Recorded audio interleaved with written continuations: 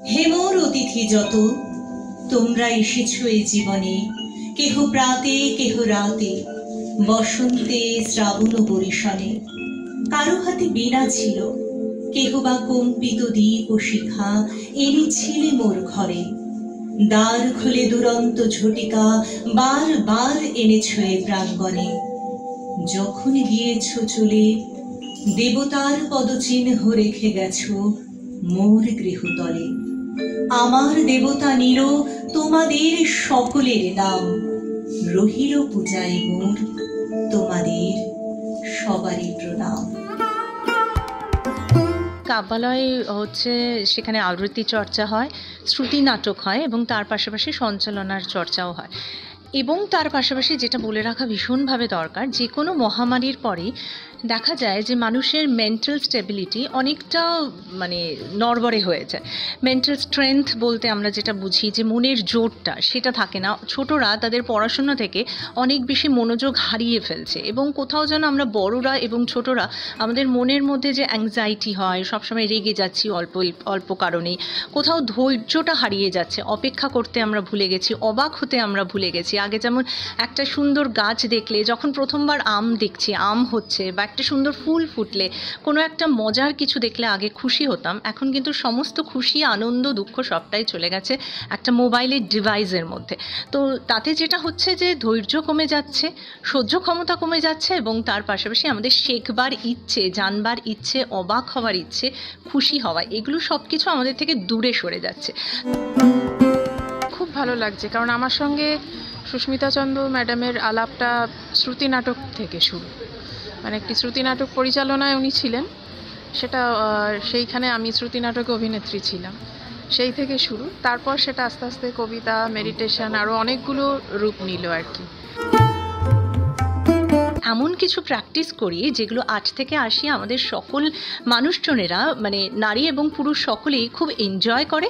এবং সত্যি কথা বলতে কাব্যালয় একটা পরিবার, যেখানে আমার ছোটরা আসে এবং এক একজন ছাত্রছাত্রী আসে, তারা হাতে করে বাড়ির থেকে ফুল নিয়ে আসে এবং গুরুদেবকে সেই ফুল, গুরুদেব বলতে আমি বলতে চাইছি কবিগুরু রবীন্দ্রনাথ ঠাকুরের একটি ছবি আছে আমাদের ক্লাসে, তো সেখানে ফুল নিবেদন করে আমাদের ক্লাস শুরু হয়। এবং বড়রা, যারা আমার কাব্যালয়ের বড় সদস্য, সিনিয়র স্টুডেন্ট, তারাই হচ্ছেন মেইন যোদ্ধা আর কি। তারা আছেন বলেই কাব্যালয় আছে, কাব্যালয় ভাবতে পারছে, কাব্যালয় এগোচ্ছে। কাব্যালয়ে যুক্ত হতে পেরে অনেকটাই আমাদের কর্মজীবনে স্ট্রেস লেভেল অনেকটাই কমেছে।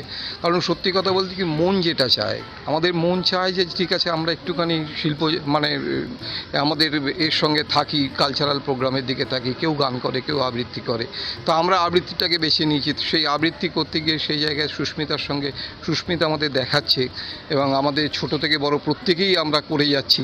হ্যাঁ, আমাদের যেটা বলে, আমাদের তাছাড়া মেডিটেশনও উনি করান, আমাদের শ্রুতি নাটকের জন্য উনি নাটক কিভাবে করা যায়, কিভাবে আমাদের এক্সপ্রেশন করব, সব কিছু উনি আমাদের শেখান। কিন্তু আমরা এই সারা দিনের কর্মজীবনের জগতের থেকে আমরা বেরিয়ে আমরা ওই সময়টুকুনি আমরা নিজেরা খুব খুব উপভোগ করি। এবং সকলের প্রয়াস, সকলের ইচ্ছা, এবং আমরা সকলে একসাথে বন্ধুর মতো চর্চা করি এবং আমরা একে অপরের সাথে বিভিন্ন গল্প, কবিতা, এই সমস্ত কিছু নিয়ে আলোচনা করি এবং গঠনমূলক সমালোচনা করি। মোট কথা বলতে গেলে খুব আনন্দে আমাদের সময় কাটে। আর আমার বিশ্বাস যে সমাজটাকে সুন্দর করতে হলে এবং সবাইকে আনন্দিত রাখতে হলে সব থেকে প্রথমে নিজেকে খুশি রাখতে হবে, নিজেকে খুশি করতে জানতে হবে এবং আনন্দটা আগে নিজেকে দিতে হবে, যেটা কাব্যালয় শেখায়। আজকে আসলে আমাদের কাব্যালয়ের বছরে একটা করে প্রোগ্রাম করে সুস্মিতা, তাই এবছরে আমাদের আগেই হওয়ার কাছে, যাই হোক একটু দেরি করে হলটা পাওয়াতে আমাদের অনেকেরই আজকে আসতে পারেনি। তাও যারা এসেছে তারা সবাই মোটামুটি আনন্দের সঙ্গেই আমরা পারফর্ম করব। আর সুস্মিতা সত্যি বলছি এত ভালো করে আমাদের শেখান, আমরা তো সবাই গৃহবধূ এবং আমাদের তো সব কাজ টাজ করে এসে ওর কাছে আসি, খুব আনন্দ পাই। শুধু আবৃত্তি শেখান না, ও সব কিছু শেখায় আমাদের, মেডিটেশন করায়, বিভিন্ন রকমভাবে আমরা খুবই ভালোবাসি এবং অনেক বন্ধুও হয়েছে এখানে এসে।